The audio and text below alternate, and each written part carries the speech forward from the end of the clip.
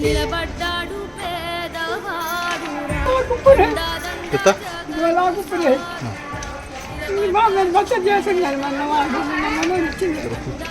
Pension ఎంత వస్తుంది మీకు? 3000 వస్తుందా? ఎంత దాచిపెట్టుకున్నా జగనన్న డబ్బులా? 2 లక్షలు దాచిపెట్టుకున్నారా? ఇంట్లో మేలు జరిగిందా? జగనన్న ప్రతి పథకం వస్తుందా? ఓటు ఎవరికి వేస్తారా? ఫ్యాన్కి? ఫ్యాన్ ఎవరా? జగన్ నీ మనవాడు.